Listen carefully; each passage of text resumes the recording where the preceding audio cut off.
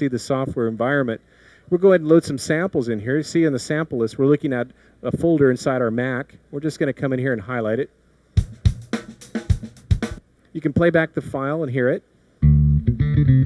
So let's go ahead and just grab those files, Vince, and load them into the load screen. You can see here when we do this, we get the encode type. We can choose between backing, solo, ensemble. Backings for rhythmic instruments, solo for vocals, ensemble for string pads. And then it automatically analyzes the tempo and then sets the beat length for you. We'll go ahead and click load. And what it's doing right now is it's loading in the file. So it takes the standard AFF file, encodes it, and then after it encodes it, it transfers the sample through USB into the module. So we're doing all our manipulation and DSP operations inside the VariOS module without ever taxing the computer. The great thing is after it's done the encoding, it'll now go ahead and store that same file on your computer hard drive, so you don't have to re-encode that again. We can see over here on the screen we've got the files. Go ahead and addition. You can hear how they sound. Note that the file was originally 108 on the drums. And if we do drag it into the timeline or use it here, it'll play back at the master tempo of 120 BPM. So Vince is dragging these files up here in the timeline. He's building up a real quick little drum arrangement. Tell him to repeat the files. Put a little fill at the beginning and the end of it. And we'll go ahead and play it back here.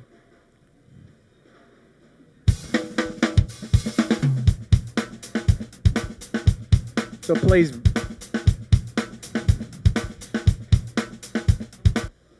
very seamlessly back from the computer. We'll go and put that bass line in there. And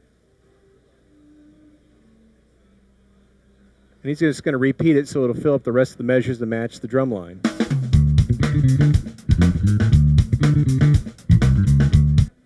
Very seamless, and it sounds good. It just naturally flies together with two musicians that didn't even play together. We'll throw in another file here, this funk guitar file. And before we play it, he's going to just drag it down to just play back two measures. We can non-destructively edit and change this file. Even though it's 8 measures long, we'll just have it play 2 measures of that original length, and then we'll go ahead and repeat it. Now, that file was a little hot when we recorded, so we're going to bring the level down here on the built-in mixer in the VariOS mixer.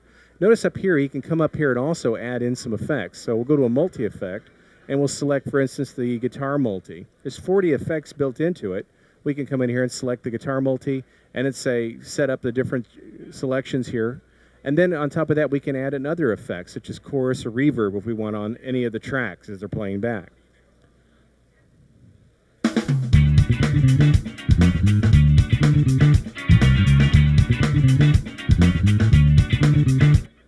So you can hear how quickly we put together this arrangement. But this is going to do another cool trick. With the same samples, we can come in here and build, let's say, a little progression. So coming into each one of these frames here of these samples, he can transpose just that region of the sample to a new key, leaving the original samples untouched. It's all a non-destructive type of editing process, so we can manipulate these files and reuse the same sample over and over.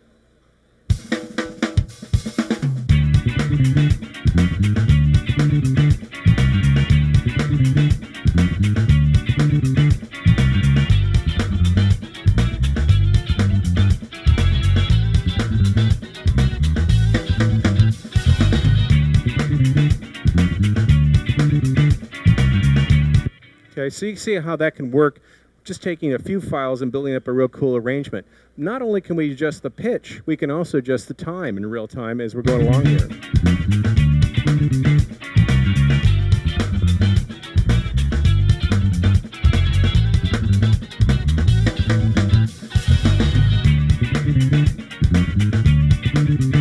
So in the vProducer software environment, we can actually not only change key, but we can come in here and put little changes in tempo on the sequence as it plays back the same files, having complete control on it. I'm going to show you another really cool trick we can do.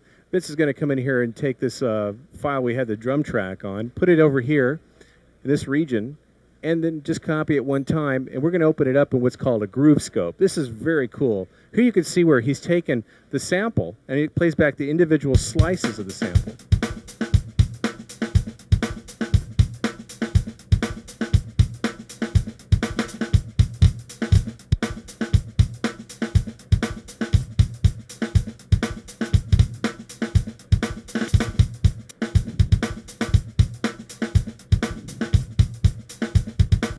So we can do things that sound very natural, remixing basically a loop of original drum beat, and it sounds really cool. You can also go extreme. We can come in here and keep tweaking it, do some cool things like take this kick and stretch it out, and then get this great effect.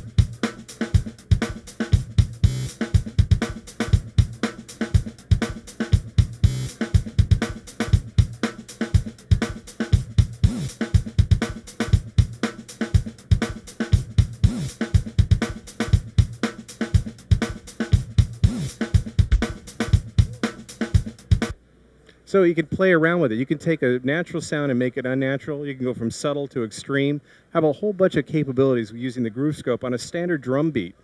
Let's go and show them how we can work with the phrase scope on this.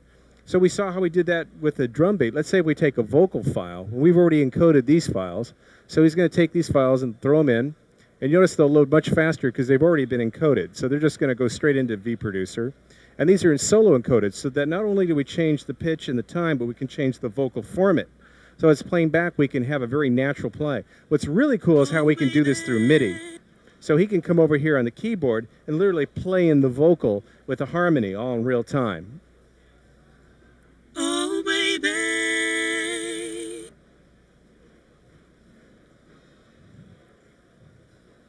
So now what we're going to do is we're going to set up a little region and record this in. He's going to literally play it in with vProducer right into the file.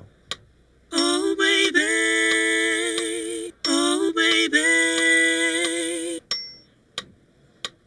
Stop it here. Now we'll open it up, and this is the phrase scope. And you can see these little sections of the waveform and shows how the harmony was built. To the lower part, you can... Oh, baby. The lower part, you can actually see the scale number. Oh, baby.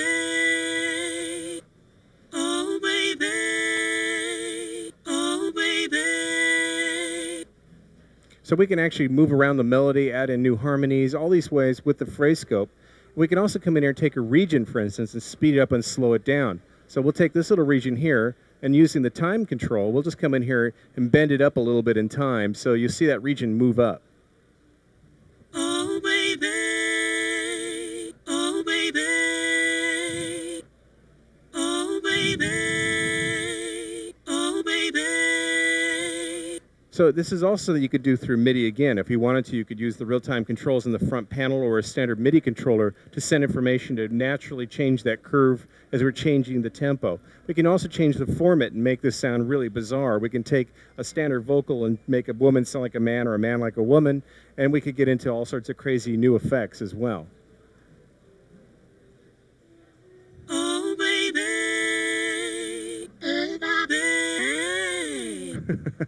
Maybe not attractive, but you can play around with this. You can create a robot voice and do all sorts of interesting new things here with this ability.